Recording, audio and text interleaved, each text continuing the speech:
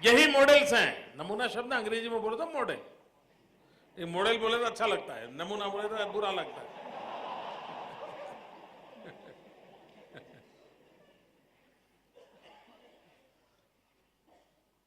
इस देश ने कांग्रेस के गवर्नेंस का मॉडल देखा है, इस देश ने कम्युनिस्टों के गवर्नेंस का मॉडल देखा है, इस देश ने बीजेपी के सरकारों का गवर्नेंस का मॉडल देखा है, इस देश ने प्रादेशिक पक्षों की गवर्नेंस का मॉडल देखा है, इस देश ने मिलीजुली सरकारों के गवर्नेंस का मॉडल देखा है, इस देश ने परिवार की पार्टियों के गवर्नेंस के मॉडल देखा है, हर प्रकार के मॉडल देखे हैं।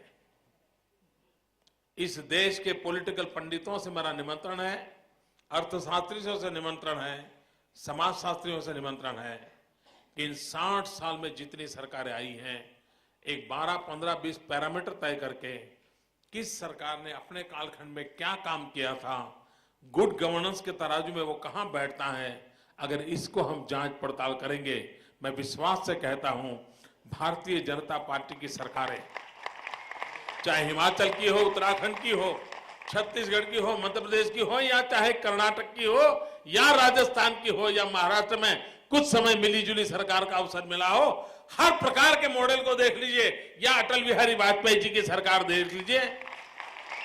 मैं विश्वास से कहता हूं कि उतने ही कालखंड के अंदर उत्तम से उत्तम जन सुविधा के लिए काम करने का काम, विकास की नई ऊंचाइयों को पार करने का काम अगर किसी एक व्यवस्था ने किया होगा तो भारतीय जनता पार्टी ने किया है, यह मैं विश्वास से कह सकता हूं। सिर्फ गुजरात नहीं, गुजरात के सिवाय भी अन्य राज्य जहां जहां भारतीय जनता पार्टी को सेवा करने का अवसर मिला है, उन्होंने औरों की तुलना में बहुत अच्छा किया है। हो सकता है अपेक्षाएं हमसे ज्यादा होती हैं, कांग्रेस वाले या अन्य पार्टियों के सामने छोड़ो यार कुछ करने वाले नहीं है, लेकिन अगर हमने अरे आप नहीं करोगे तो कौन करेगा, हमसे अपेक्षाएं ज्यादा है और हमें ज्यादा अपेक्षाओं के योग्य हमें अपने आप को बनाना भी है। और ये रामभाव मार्गी के प्रबोधनी के माध्यम से हमें यही तो सीखना है कि हम जन अपेक्षाओं के अनुकूल भी परिणाम कैसे लाएं, और उस दिशा में प्रयास करें तो परिणाम हो सकता है। मित्रों, क्या अनुकूल स्थिति हो तभी काम होना चाहिए? क्या प्रतिकूल स्थिति में काम नहीं हो सकता है? मैं उदाहरण देता हूं। महाराष्ट्र का किसान भी कपास की खेती करता है, गुजरात का किसान भी कपास की खेती करता है। महाराष्ट्र और गुजरात कोई यहां है और कोई अमेरिका के उस पार है, ऐसा तो है नहीं, भी बगल बगल में है। अच्छा, यहां पर तो नदियां भी हैं जहां पानी भी है, हमारे यहां तो एक नर्मदा मैया के सिवाय कोई नदी नहीं है। 10 साल में 7 साल अकाल रहता है मेरे राज्य में,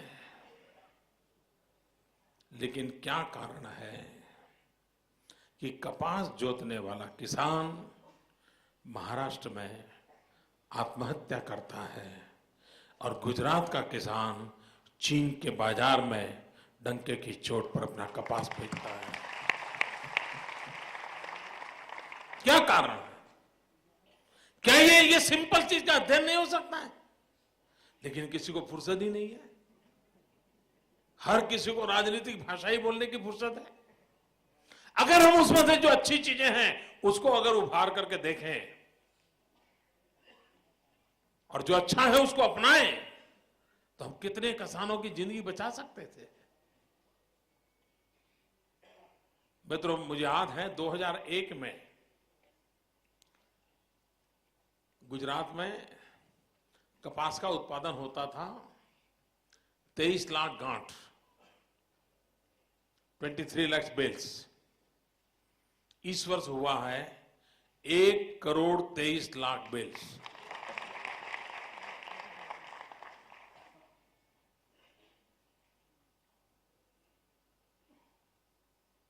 मित्रों, सरकार कैसी होनी चाहिए? हमारे देश में पहले क्या था, लोगों को फील होता था सरकार है कब, गांव में पुलिस वाला आता था, यही मॉडल था। कोई डॉक्टर आए, कोई एम्बुलेंस आए, बीमारी है तो कोई चिंता करने के लिए आए, वो माहौल ही नहीं था। मित्रों, हमने उस दिशा में बनाने का प्रयास किया और उसके परिणाम ये आए हैं कि सामान्य मानवी को लगता है। मित्रों, अगर चुनाव का वर्ष हो तो राजनेता क्या करते हैं? मेरे यहां चुनाव का वर्ष है, 2-3 महीने के बाद मेरे यहां चुनाव आएगा। उस समय पॉलिटिकल पार्टी की एक्टिविटी क्या होती है, सरकार में बैठे उनकी एक्टिविटी क्या होती है, आपको जानकर के हैरानी होगी। मैंने क्या किया, कई लोग मुझे पूछते थे कि मोदी जी चुनाव का वर्ष है, आप ये क्या कर रहे हो, मुझे पूछते थे। मैंने क्या किया, मेरे यहां बारिश शुरू होने से पहले मैंने पशु आरोग्य मेला लगाया और करीब 2.5 करोड़ पशु को वैक्सीनेशन, कोई सर्जरी, जो भी, मैंने बहुत बड़ी मात्रा में काम किया। और मैंने उसके उद्घाटन समारोह में कहा था, मैंने कहा ये मेरा कोई वोटर नहीं है, ये 2.5 करोड़ पशु वोट देने के लिए जाने वाला नहीं है।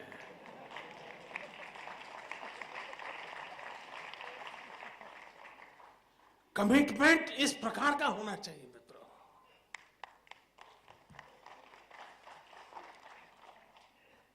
और यही स्वराज्य के पैरामीटर में यही बातें आती है कि आपकी प्राथमिकता क्या है भाई।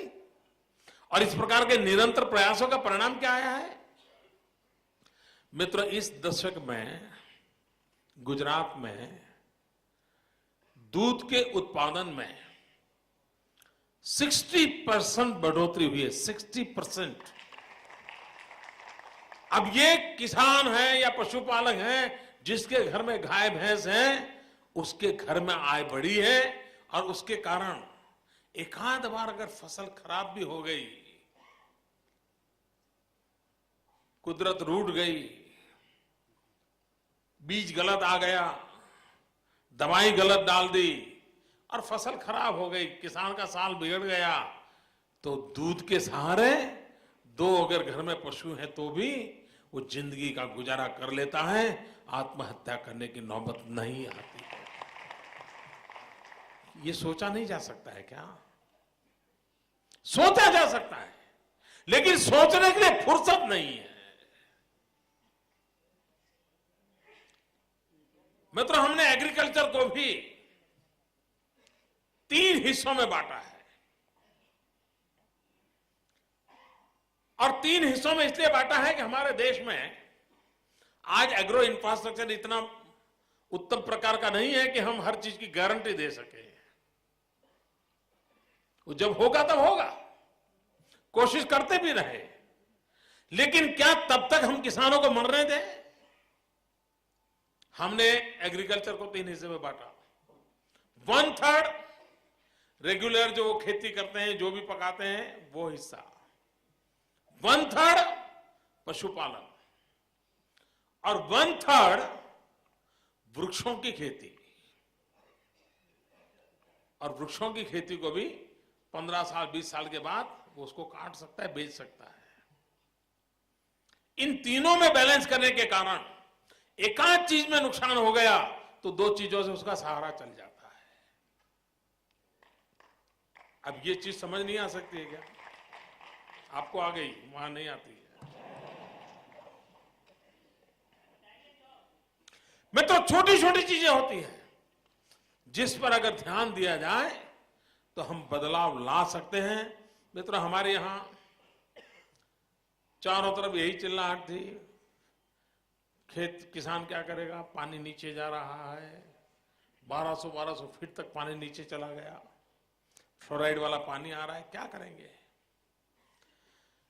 हमने रेन वाटर हार्वेस्टिंग का बहुत बड़ा अभियान चलाया, मास मूवमेंट चलाया, एक जन आंदोलन खड़ा किया। मित्रों, पूरे हिंदुस्तान में वाटर टेबल नीचे जा रहे हैं।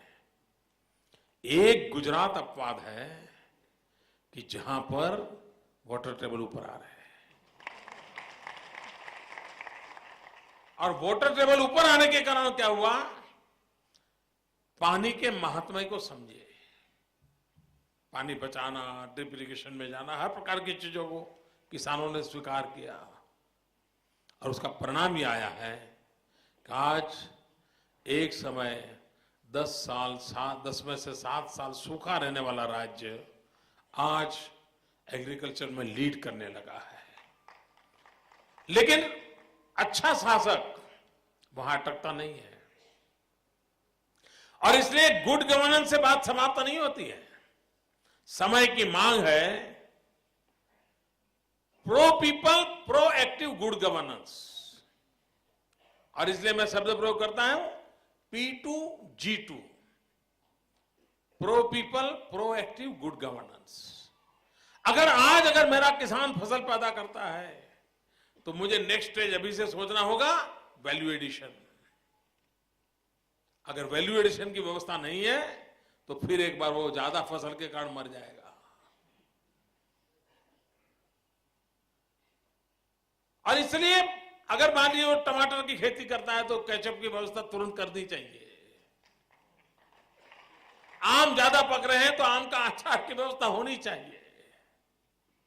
अगर कॉटन पैदा करता है तो धागा बनाने की व्यवस्था होनी चाहिए, कपड़ा बनाने की होनी चाहिए, रेडीमेड गारमेंट करने की व्यवस्था होनी चाहिए। यानी अगर आप वैल्यू एडिशन चेन की तरफ पहले से सोचते हो तो आपका किसान एक भरोसे के साथ जिंदगी को दांव पे लगा सकता है, वो रिस्क लेने को तैयार होता है। और जब तक आपका हर नागरिक रिस्क लेने को तैयार नहीं होता है तब तक इकोनॉमी कभी ग्रो नहीं करती है। हर एक में हिम्मत होनी चाहिए, मैं हाँ चलो करूं, ये करना पड़ता है। क्रिकेट में भी मित्रों, अगर कोई खिलाड़ी साहस करने का सामर्थ्य नहीं रखता है, वो टीम कितना ही अच्छा मैदान क्यों ना हो, विजेता नहीं होती है। हर खिलाड़ी को अपना साहस दिखाना पड़ता है, जन सामान्य को जोड़ना पड़ता है। मित्रों, गुड गवर्नेंस के लिए दूसरी एक आवश्यकता है। हमारे देश में ये माना गया है, लोकतंत्र का अर्थ क्या हो गया है कि हम वोट देंगे और वोट के माध्यम से एक प्रकार से हम तुम्हारे साथ एमओयू करेंगे कि देख भाई ये 5 साल के लिए तुमको कारोबार दिया, अब 5 साल में हमारी ये सारी अपेक्षाएं पूरी करके दे दो, वरना फिर देखा जाएगा। दूसरे 5 साल तक ये बेकार निकला, दूसरा फिर उसके साथ एमओयू, जैसे कॉन्ट्रैक्ट दे रहे हैं ना, ऐसा कर रहे हैं कि 5 साल के लिए इस सेट ऑफ पीपल को हमने कॉन्ट्रैक्ट दे दिया कि तुम हमारा अच्छा करो। मित्रों, ये लोकशाही का बड़ा सीमित अर्थ हमने कर दिया है। सिर्फ वोट दे करके सरकार पसंद करना और उसको कारोबार दे देना, इससे बात नहीं बनती है। गुड गवर्नेंस के लिए पहली शर्त होती है जन भागीदारी। हर चीज में जन भागीदारी होनी चाहिए। जनता को भरोसा होना चाहिए कि काम मेरा है, हम करेंगे। और मैं तो यहां तक कहता हूं कि हमें अगर विकास करना है तो विकास एक जन आंदोलन बनना चाहिए। सिर्फ जन भागीदारी नहीं, जन आंदोलन होना चाहिए। और गुजरात का आज जो बदलाव आया है उसका मूल कारण यह है कि हमने एक जन आंदोलन खड़ा किया है। हर नागरिक को लगता है कि यार मुझे विकास करना है, जन आंदोलन में परिवर्तित किया है। मित्रों, जन आंदोलन में कैसे परिवर्तन आता है और क्या फर्क होता है, मैं एक उदाहरण के साथ आपको समझा सकता हूं।